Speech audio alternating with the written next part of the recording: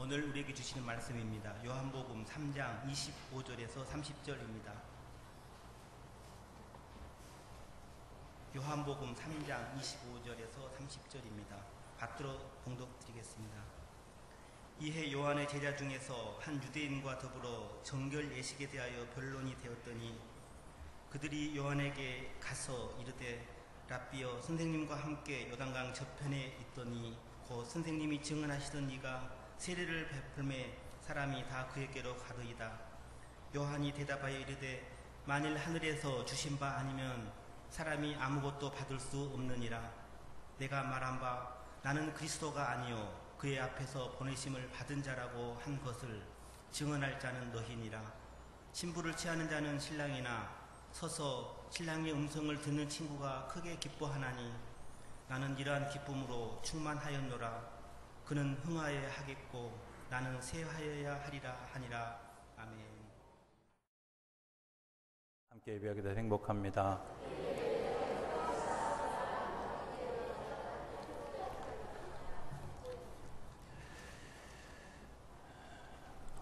어제 잠깐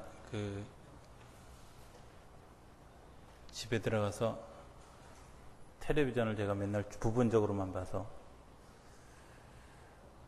제목도 잘 모르는데 아마 딸하고 아빠하고 이렇게 어디 여행을 가고 대화하는 이야기를 담은 그런 예능 프로그램인 것 같아요.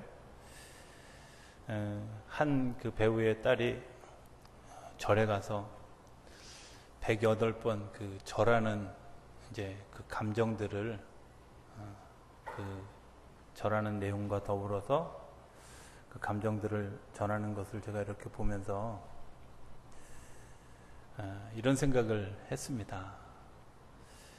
절해보지 않은 사람들 참 모르겠다. 그때 그런 감정들.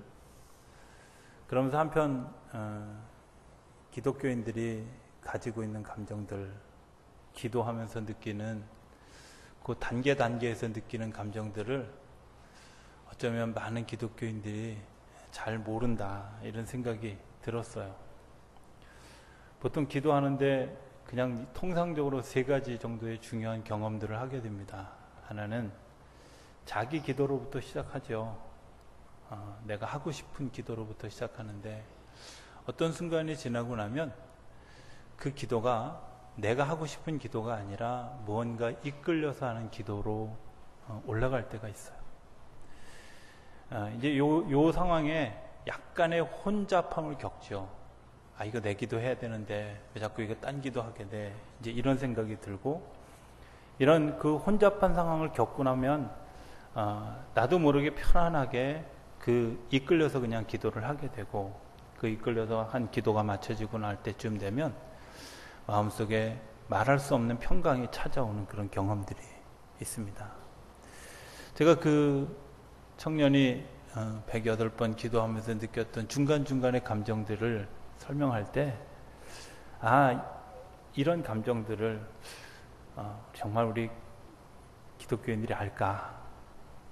이런 마음들을, 그런 경험들을 하고 있을까? 이제 이런 의문이 제가 마음속에 들기 시작했어요. 오늘 본문의 내용과 좀 비슷한 내용이라 제가 앞전에 소개를 하고 좀 오늘 본문을 보면 3장 1절부터 이야기가 시작되는데, 한 니고데모라고 하는 한 청년이 예수님을 찾아왔습니다. 밤중에 찾아왔습니다.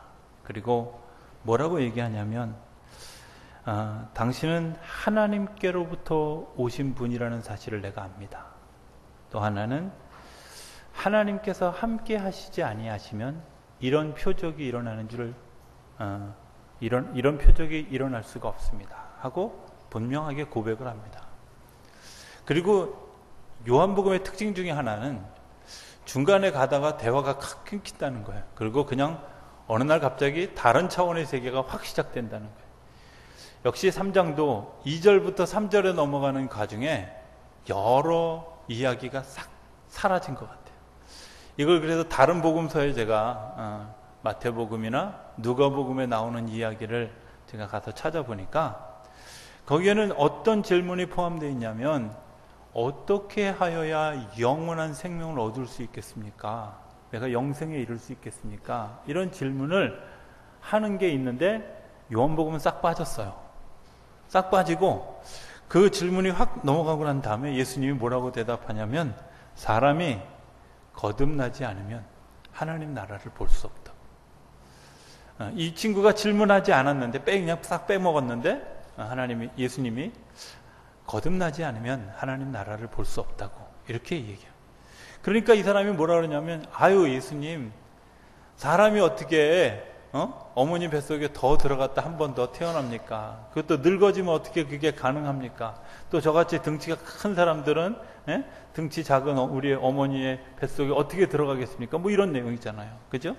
그런데 예수님이 이렇게 대답합니다. 물과 성령으로 거듭나지 아니하면 하나님에 들어갈 수도 없다. 그리고 육으로 난 것은 육이고 영으로 난 것은 영이다. 이렇게 설명을 합니다. 그리고 성령의 역사를 바람에 비유합니다. 바람이 임의로 불다. 우리가 현상으로 바람은 보지만 그 바람이 어디로부터 왔는지 그리고 그 원인이 무엇인지 이런 것들은 우리가 모르는 것처럼 나타나는 현상들은 우리가 알지만 그 이면에 작용하고 있는 영적 현상을 우리가 모른다는 거죠. 이거는 창조주만 아는 사실이라고 하는 사실을 이야기합니다. 이 청년이 이해할 수 있겠습니까? 지금 여러분들처럼 이해 못할 표정을 짓지요.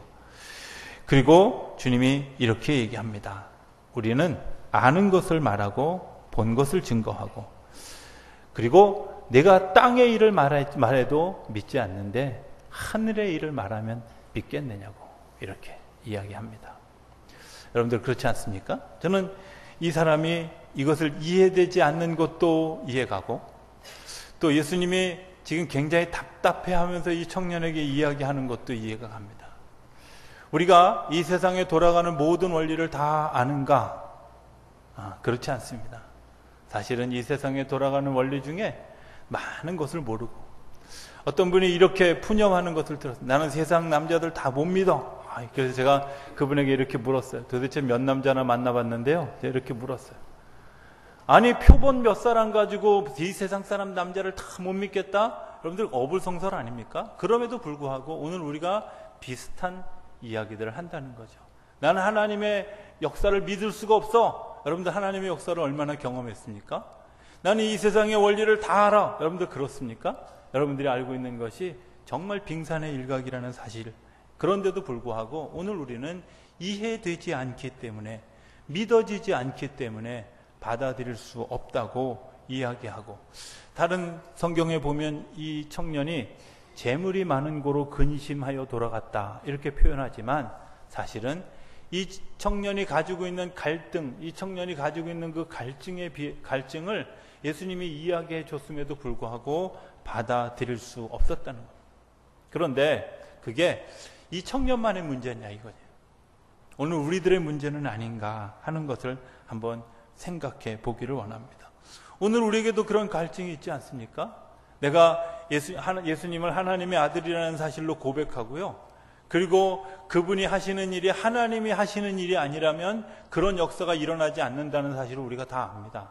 그런데도 불구하고 예수님을 정말 내 가슴으로 받아들이고 가슴으로 고백하는 일들이 우리 안에 이루어지는가? 아니, 좀 더 냉정하게 생각하면 내가 정말 하나님의 나라가 있다는 것과 하나님의 나라에서 영원히 살아간다는 것에 대한 확신이 있는가 하고 한번 질문해 보아야 한다고 하는 사실입니다. 저는 이런 생각을 가끔 합니다. 내가 어디서부터 왔을까? 어디서부터 오셨습니까? 여러분들 어디서부터 왔는지 우리가 잘 모르는 것처럼 어디로부터 어디로 가는지 우리가 잘 모릅니다. 적어도 어디서부터 내가 왔는지 모르지만 그 어디서부터 오기 전에 무언가에 의해서 무언가의 힘에 의해서 내가 만들어졌고 내가 이 세상에 보내졌다는 사실은 인정할 수 있지 않겠습니까? 또 하나 그렇다면 내가 이 세상을 마치고 또 다른 세상으로 보내질 것이라고 하는 사실을 우리가 인정할 수 있을 거라고 여겨집니다. 많은 분들 중에 이렇게 이야기하는 분들이 있습니다. 남편 혹은 아내를 먼저 세상에 보내고 혹은 자녀를 먼저 세상에 보낸 그런 그 부모들 혹은 남편들 혹은 아내들이 종종 이런 얘기를 하는, 나는 정말 내 꿈에서라도 내 남편을 보고 싶고 꿈에서라도 내 아내를 보고 싶고 꿈에서라도 내 자녀를 보고 싶은데 안 보여. 그런데 어느 날 갑자기 그 꿈에서 내가 그분이 보이는 경우, 이런 거 생각해 봤습니다. 그게 내가 그리움 때문에, 그리움이 하늘에 닿아서 하나님이 내게 보여주신 것일까? 저는 꿈은 철저하게 영적인 세계라고 생각합니다. 그 영적인 세계 가운데 그 사람이 실제하고 있다면, 우리가 분명히 육신은 죽어 땅에 묻혀지지만 영적인 우리의 삶의 자리는 여전히 어딘가에 있다고 하는 사실을 우리가 알 수 있지 않겠습니까? 여러분들 그거 아십니까? 그 꿈에 나타난 그분이 굉장히 돌아가실 때처럼 늙었습니까? 아니면 젊었을 때의 모습입니까? 아니면 알기 어려운 모습입니까? 제가 꿈에 여러 번 아버지를 보면서 제가 느끼는 것은, 제가 기억하는 30대, 40대의 아버지를 종종 보곤 합니다. 그런데 연세는 많으셔서 잔소리도 하고 하는 그런 아버지를 종종 경험합니다. 여러분들 그렇습니다. 오늘 우리가 정말 내가 보지 못하는, 내가 알지 못하는 무슨 세계가 있다고 하는 사실을 우리가 어렴풋이 알면서도 그것을 받아들이지 못하는데, 그 꿈이라고 하는 작은 것, 아니 그거 말고도 때로는 현상이라고 하는, 때로는 환상이라고 하는, 때로는 음성이라고 하는, 때로는 내가 깨달음이라고 하는, 때로는 내가 감정이라고 하는 그것 때문에 내가 보지 못하는 세상을 경험하고 있다는 거예요. 그래서 사람이 갈증을 느끼죠. 다른 세상이 있는 것 같은데 그 다른 세상의 실체가 뭐야? 그리고 그 실체는 어떻게 나타날 거야? 하고 우리가 질문하고 그것에 대해서 기도하지만, 정작 그것에 대해서 설명해주고 그것에 대해서 이야기해줘도 우리는 그것을 받아지지 않는다는 거예요. 왜? 우리가 생각이 육적인 것에 머물러 있고 거듭나지 않은 이 땅에 머물러 있기 때문에 그 이야기를 받아들일 수가 없다는 겁니다. 세례 요한이 이 이야기 뒤에 대답하는 과정이 오늘 본문에 나오는 과정입니다. 오늘 본문은 세례 요한의 제자들이 예수님이 세례를 베푸시는 것을 보고 마음이 조금 불편해서 그의 스승에게 질문하는 장면부터 시작합니다. 세례 요한에게 이런 걸 거예요. 제가 아마 그때 타임머신을 타고 그때 가보지 않았지만, 예수님이 저쪽에서 세례를 베푸시는 것들을 이 세례 요한의 제자들이 보면서, 스승님, 분명히 세례 베푸는 건 당신이 주특기인데 당신한테 세례받은 저분이 왜 저기서 세례 영업을 합니까? 뭐 이런 정도의 얘기를 하지 않았겠어요? 당신한테 세례받은 사람이 어떻게 가서 세례를 주는 저 일들을 하고 있습니까? 하고 역시 땅의 것들로 고민하는 거예요. 그리고 땅의 것들로 질문하는 거예요. 관심이 뭐예요? 나타나는 현상이고 상황이고, 그리고 그 상황 때문에 마음이 불편해지기 시작했어요. 그리고 이야기합니다. 세례 요한에게 저거 좀 조치를 취해야 되지 않을까요? 저 하지 못하도록 막아야 되지 않을까요? 저는 이것이 이 세상에서 행해지는 정치적인 해결법이라고 생각합니다. 율법을 따르는 사람들이 할 수 있는 방법이고, 또 우리는 여지까지 그렇게 살아왔습니다. 그런데 하나님의 방법은 다릅니다.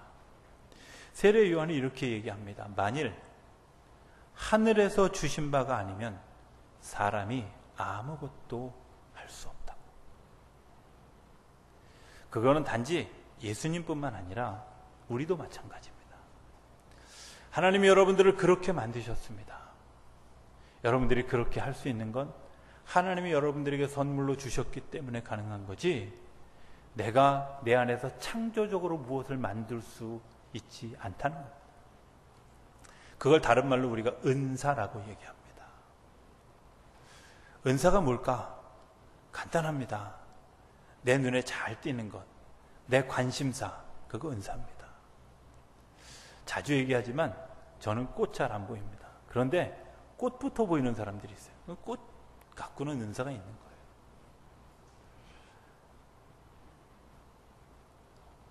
어떤 사람들이, 어떤 아이가 막 운동장에서 놀다가 넘어졌어요.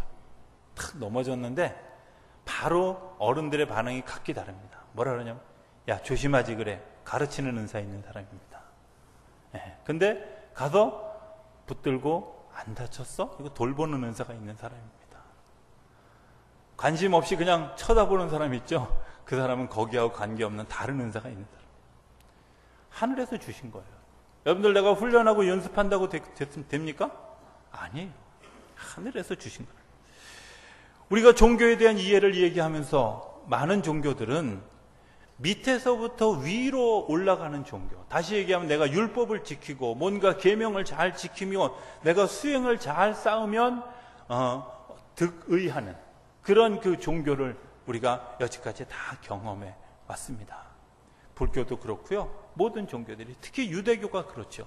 자기들이 율법을 지키고 그 율법을 잘 지키면 하나님의 나라가 우리 안에 올 것이다, 이렇게 생각하는데, 이 젊은 청년은 자기가 어려서부터 그 율법을 잘 지키고 살아왔는데 여전히 마음속에 영원한 생명에 대한 갈증이 있는 거예요. 왜?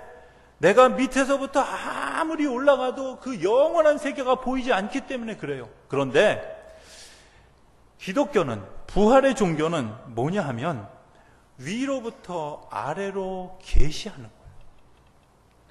위로부터 위에서 되어진 일들을, 하늘에서 되어진 일들을 아래에 가르쳐 주는 거예요. 그래서 그 아래에 설명되어진 그 하늘로부터 온 메시지에 대해서 예 하고 아멘 하고 받아들이면 하늘의 열매를 맺게 된다는 거예요. 믿음은 어디서부터 나느냐? 들음에서부터 나는데, 어떤 것을? 하늘로부터 오는 음성을 듣고 하나님이 말씀하시는 것들에 대해서 듣고 하나님의 말씀하는 것에 대해서 아멘 하는 사람들이 그 하나님의 역사를 경험하게 된다는 겁니다. 제가 처음에 기도 얘기를 했죠? 내가 하고 싶은 기도, 밑에서부터 하는 기도예요. 그런데 그 밑에서 하는 기도가 틀리지도 않았는데 하나님은 더 시급한 기도를 우리에게 요청하셔요. 그래서 내가 막 기도를 하다가 엉키다가 어느 순간 내가 원하는 기도가 아닌 하나님이 원하는 기도를 하게 하셔요.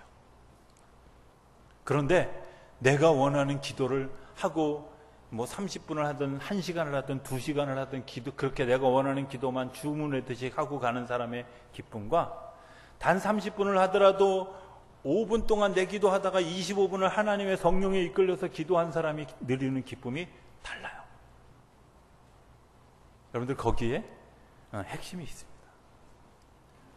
하나님이 위로부터 내리시는, 하나님이 우리에게 말씀하시고 하나님이 우리에게 임재하시고 우리를 이끌어주시는 그것에 대해서 순종할 수 있어야 되는데, 오늘날 우리가 땅에 가득 찬 지식으로 그리고 땅에 가득 찬 이해로 이 세상을 살아가면서 이해할 수 없습니다. 믿어지지 않습니다. 받아들여질 수 없습니다. 옛날에 사람들은 이렇게 얘기했습니다. 옛날에 성경에도 이렇게 얘기하지 않았습니까? 하고 오늘 우리가 얘기하면서 그것들에 대해서 거부한다. 두 가지 형태가 있다고 생각해요. 믿음을 받아들이는 데는 어떤 형태? 율법을 가지고 살아가다 보니까 해도 안 돼. 그죠? 네. 율법의 조항이요, 해도 안 돼요. 저는 산상수훈을 요즘 수요일날 강의하는데, 로마서 강의할 때도 그랬고, 산상수훈 강의할 때도 그랬고, 또 제가 겁없이 요한복음을 들고 이제 3장 시작했는데 언제 21장 끝나나, 이런 마음이 들 만큼 제가 절망을 경험해요. 제가 요즘에 칼발트가 쓴 로마서 강해를 이렇게 읽으면서 한 장을 읽고 제가 한 로마서 강해를 이렇게 들여다보면, 참 한심하다, 이런 생각이 제가 들어요.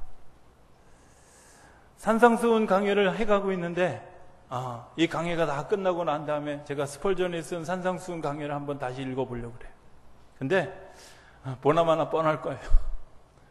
내 수준이 이 정도밖에 안 되나. 이런 마음이 제 마음속에 들어요. 저는 여러분들이 이 일을 위해서 좀 같이 기도해 줬으면 좋겠습니다. 그런데 그 산상수훈을 강의하면서 제가 느끼는 것 하나가 있어요. 산상수훈의 특징이 뭐냐면 5장이 특별히 그래요. 옛법에는 이렇게 이야기했는데 새로운 법은, 내가 새롭게 해석하는 것은 이렇다, 이렇게 설명하는데요. 옛법도 나쁜 법이 아니더라고요. 돌아오는 수요일날 돌아오셔서 수요 예배 안 드실 분이 많을 것 같아서 제가 잠깐만 예고편을 하면 거기에 보면 이런 얘기가 나와요. 이에는 이로, 눈에는 눈으로 갚으라고 하는 이야기가 있다. 네, 구약성경에 나오는 이야기예요. 그죠? 어떤 사람들은 문화사적으로 이야기하면서 함무라비 법전에도 이에는 이, 눈에는 눈, 그래서 성경의 이야기와 그 함무라비 법전의 이야기가 같다고 이렇게 얘기하는. 근데 자세히 보면 틀려요. 함무라비 법전에는 신사가 가는데 노예가 신사의 얼굴을 쳐서 이 일을 부러뜨렸으면 노예의 일을 부러뜨리고, 또 노예가 그 신사의 팔을 부러뜨렸으면 노예의 팔을 부러뜨리고, 그런데 신사가 노예의 일을 부러뜨렸으면 값을 치러주고 그만이에요. 그러나 성경은 그렇게 얘기하지 않아요. 성경은 그게 노예든 신사든 누구든 상관없이 똑같이 그 속에는 어떤 의미가 포함되어 있냐면, 내가 남에게 무슨 것을 공격할 때 너도 그것에 대해서 같은 공격에 대해서 같은 마음을 가져라, 당하는 사람과 같은 마음을 가져라 하는 광의적 의미에서 굉장히 커다란 주님의 사랑이 그 속에 숨겨져 있어요. 그런데 예수님은 거기에 대해서 더 하셔요. 뭐라고? 그렇게 원수 갚지 말라고, 원수를 사랑하라고. 오늘 우리가 이 땅에서 살아가면서 느껴지는 그 작은 것, 작은 변화도 사실은 받아들여지기 어렵습니다. 내가 받아들일 수 없는 그릇의 한계가 있습니다. 그래서 그 그릇의 한계 때문에 고민하는 겁니다. 그러니까 율법이 우리에게 주어졌어도 그 율법을 지킬 수가 없는 거예요. 내가 다른 사람의 일을 부러뜨렸어도 내 일을 부러뜨리려고 하면 아까운 거야. 어려운 거야. 그렇지 않아? 그러니까 율법 지키는 것조차도 어려워요. 그러니까 사람들이 절망하고 포기하는 사람이 있는가 하면, 그럼에도 불구하고 내가 율법을 잘 지키고 있다고 스스로 생각하고 위로하고 그리고 포장하고 척하는 사람들이 있다는 거예요. 실제 내 내면 속에는 그런 것들이 없는데, 실제 내 내면 속에는 주님께서 나를 사랑해 주신 그 사랑이 없는데, 내 속에 그런 것이 있는 것처럼 겉으로 포장하고 위장하고, 그래서 내가 잘하고 있는 것처럼 착각하고 살아가는 사람들이 있다는 거예요. 땅에서 위로 올라가는 사람들의 특징. 그러나 하늘로부터 오는 하나님의 메시지는 그렇지 않습니다. 우리에게 그렇게 얘기하지 않고, 그럼에도 불구하고 내가 너를 선하게 지었고, 그럼에도 불구하고 내가 너를 사랑하고 있고, 그럼에도 불구하고 너를 기대하고 있고, 내가 너를 기다리고 있다고 주님께서 오늘 우리에게 말씀해 주신다고 하는 거예요. 우리가 율법을 지키는 거, 못 지킨다는 거 다 알아요. 율법을 지키지 못했더라도 내가 너를 사랑하고 있다는 사실. 그래서 나온 이야기가 요한복음 3장 16절입니다. 하나님이 세상을 이처럼 사랑하사 독생자를 주셨다는 거예요. 하나님이 세상을 이처럼 사랑하셔서, 하나님이 나를 이처럼 사랑하셔서 어떻게 당신의 아들을 내어서 죽일 만큼 우리를 사랑하신다. 당신의 아들을 세상에 보내서 고초를 당하고 핍박을 당하고 그 수모를 당하는 모든 것들을 정말 가슴 아파하면서 지켜보는 그것만큼 우리를 사랑하신다. 내가 너희를 사랑하는데 무슨 상관이 있느냐? 내가 너희를 기다리는데 시간이 문제가 되겠느냐? 내가 너희를 기대하는데 세상의 분량이 문제가 되겠느냐고 주님께서 오늘 우리에게 물으시는 겁니다. 하나님이 세상을 이처럼 사랑하사 독생자를 주셨는데, 문제는 이는 저를 믿는 자마다, 요한복음식으로 얘기하면 영접하는 자마다, 그를 인정하고 그를 그리스도로 고백하는 자마다 영생을 얻게 하려 하십니다. 믿음으로 받아들이는 사람은 그 위에 하나님의 거룩한 역사가 우리의 삶을 더 아름다운 모습으로 이끌어 가는 줄로 믿습니다. 28절은 우리에게 이렇게 얘기합니다. 내가 그것을 위해서 부름받았다. 하늘에서 주신 바 아니면 세상에서 아무것도 할 수 없는데 나는 하늘이 보냈어. 네? 하늘이 보냈어. 그래서 내가 해야 될 목적이 뭐냐면 그가 이 세상을 구원하기 위해서 보내심을 받으리라는 것을 증거하기 위해서 나를 보내셨어. 세례 요한의 고백이에요. 누구라고요? 내가? 나는. 세례 요한은 뭐라고 얘기하냐면 나는 그분이 이 땅에 오셔서 이 세상을 구원한 일들을 소개하기 위해서 이 땅에 보내진 존재야. 내 삶의 목적이 뭔지가 분명해진 거예요. 내가 살아갈 삶의 방향이 뭔지가 분명한 거예요. 그러니까 지금 그분이 세례를 베푸는 거 전혀 문제가 되지 않는 거예요. 왜? 나는 그분을 소개하고 그분이 그 길을 갈 수 있도록 그냥 통로 역할을 해주셨으니까 됐어. 더 이상 나에게 그거보다 더 중요한, 나는 내가 해야 될 일을 다 한 거야. 오늘 우리가 삶을 살면서 하나님이 우리에게 세상을 보내주신 목적을 잃어버리고 그저 그냥 하루하루 내가 살고 싶은 삶을 사는 사람들이 있다는 거예요. 이 땅에 매여서 거듭난 삶이 아니라 하나님이 나에게 세상에 보내시면서 내가 너에게 이런 은사를 주어서 이런 은사를 통해서 세상을 섬기라고 우리에게 주었는데, 이렇게 이런 것들을 우리에게 가르쳐 주기 위해서 우리에게 세상에 보냈는데, 우리에게 때로는 물질적인 축복도 주고 지혜도 주고 건강도 주고 우리의 삶에 좋은 관계도 주고 좋은 사람됨도 주었는데, 그것 가지고 내가 예수 그리스도를 증거하는 증인의 삶을 사느냐 하는 것, 그것을 우리에게 되묻고 있는 거예요.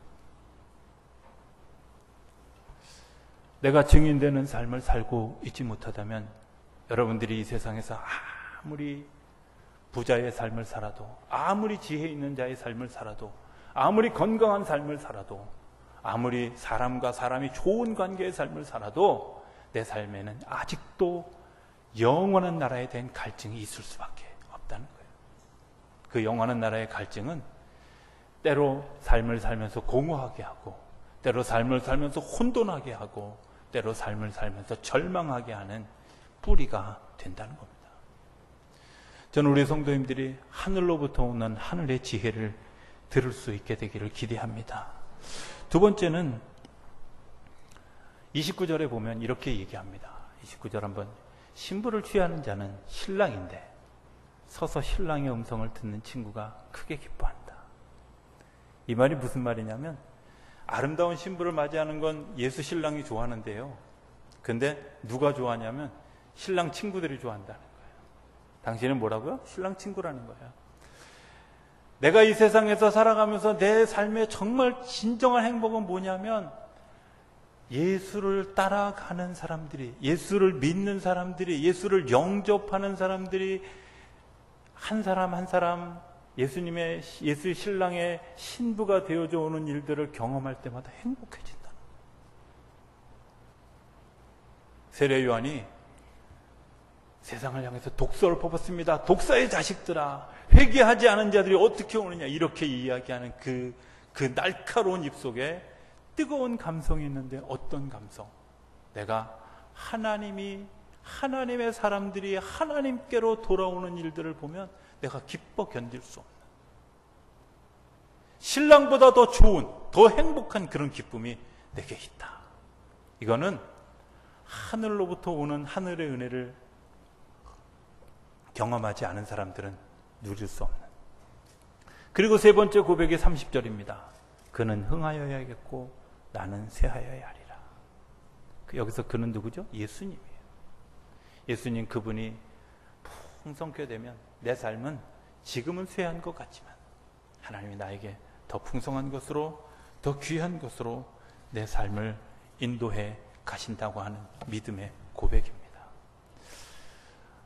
오늘 이 아침에 우리에게 들려주시는 하나님의 음성은 무엇일까? 여러분들이 영원한 생명에 대한 갈증 숨기지 마십시오. 밤에라도 새벽에라도 찾아오십시오. 주님은 오늘 우리에게 이렇게 얘기합니다. 거듭나야 한다고. 다시 태어나야 된다고. 영적으로 거듭나야 된다고. 제가 처음에 얘기했던 것처럼 내가 하고 싶은 기도로 시작했지만 성령에 이끌려서 가는 기도가 우리 삶에서 시작되어야 된다. 그러면 성령께서 우리를 어떻게 인도해 가시는지, 어떻게 이끌고 가시는지, 그리고 하늘의 평강이 무엇인지를 알게 된다고 하는 사실입니다. 결론을 오늘은 제가 성경을 31절부터 36절까지를 읽는 것으로 설교의 결론을 내리고자 합니다. 읽습니다. 위로부터 오시는 이는 만물 위에 계시고 땅에서 난 이는 땅에 속하여 땅에 속한 것을 말하느니라. 하늘로부터 오시는 이는 만물 위에 계시나니 그가 친히 보고 들은 것을 증언하되 그의 증언을 받는 자가 없도다. 그의 증언을 받는 자는 하나님이 참되시다는 것을 인쳤느니라. 하나님이 보내신 이는 하나님의 말씀을 하나니 이는 하나님이 성령을 한량없이 주심이니라. 아버지께서 아들을 사랑하사 만물을 그의 손에 주셨으니 아들을 믿는 자에게는 영생이 있고 아들에게 순종하지 아니하는 자는 영생을 보지 못하고 도리어 하나님의 진노가 그 위에 머물러 있느니라. 아멘. 기도하겠습니다. 하나님, 저희들이 예수를 믿는다고 하면서도 여전히 땅의 법으로 예수를 바라보고 땅의 규칙을 지키는 정도로 우리가 영원한 생명에 대한 마음을 가지고 있었습니다. 하늘로부터 온 것이 아니면 깨달을 수 없는데 하나님이 온 것은 하늘로부터 오는 것들을 받아들일 수 없었던 저희 마음 가운데 지금 찾아오셔서 저희들의 마음을 만져주신 줄로 믿습니다. 저희들이 하늘의 음성을 잘 들을 수 있도록 인도해 주시고 순종한 것 때문에, 믿음으로 영접한 것 때문에 하늘의 복을 누리며 영원한 생명을 누리고 이 땅에서 갈증, 갈망이 아니라 주님께서 주시는 풍성함, 기쁨으로 채워져 가는 우리 모두의 삶이 되어줄 수 있도록 인도하여 주시옵시고 그 삶을 증언하는 증인의 삶을 살아가고 한 영혼이 구원받은 것 때문에 기뻐하고 하나님이 영광 받으시고 나는 부족한 데에서도 기뻐하는 그런 삶을 살아갈 수 있는 능력을 저희 안에 허락하여 주시옵소서. 예수님의 이름으로 기도드립니다. 아멘.